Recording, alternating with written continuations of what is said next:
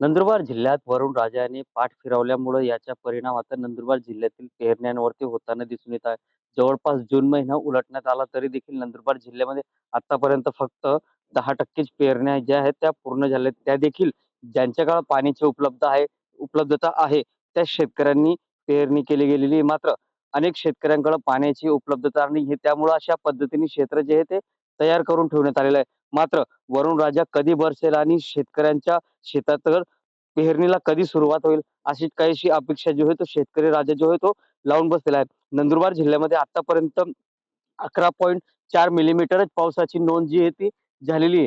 त्यामुळं जिल्ह्यामध्ये दमदार पाऊस कधी येणार आणि पेरण्यांना कधी सुरुवात होईल असंच काहीशी परिस्थिती जी आहे ती आता उद्भवलेली आहे. एकीकडे नंदुरबार जिल्ह्यामध्ये सरासरी 3 लाख हेक्टर क्षेत्रावरती खरीप हंगामाची पेरणी केली जात असते.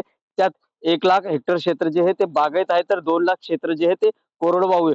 परंतु नंदुरबार जिल्ह्यामध्ये ज्या शेतकऱ्यांकडे पाण्याची उपलब्धता आहे त्या देखील पावसाची प्रतीक्षा करताना कुठेतरी दिसून येत आहे. कारण की आतापर्यंत जवळपास 10% पेरण्या ज्या आहेत त्या झालेल्या आहेत. गेल्या वर्षाच्या तुलनेमध्ये यावर्षी मोठ्या प्रमाणावरती पेरण्या ज्या आहेत त्या खोळंबल्या आहेत. त्यामुळं याचा परिणाम जो आहे तो आता कुठेतरी उमटताना दिसून येत आहे. कारण की नंदुरबार जिल्ह्यामध्ये जुलै महिना जो आहे तो तोंडावरती आलेला आहे, तर जून महिना जो आहे तो संपण्यात आलेला आहे. तरी देखील पेरण्या ज्या आहेत त्या पूर्ण झालेल्या नाहीत. एकीकडे पाऊस नसल्यामुळं सर्वच घटकांना याचा फटका जो आहे तो सहन करावा लागत आहे, तर दुसरीकडे सर्वात मोठा परिणाम जो आहे तो शेतकरी राजाला सोसावा लागताना दिसून येत आहे. त्यामुळे नंदुरबार जिल्ह्यामध्ये लवकरच पाऊस येऊ दे आणि पेरणींना सुरुवात होऊ दे अशीच काहीशी अपेक्षा जी आहे ती बळीराजा करू लागला आहे.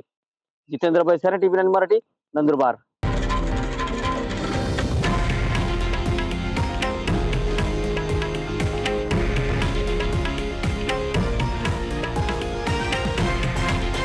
हे आहे देशातील नंबर 1 न्यूज नेटवर्क आणि आपण पाहत आहात TV9 मराठी, एकमेव.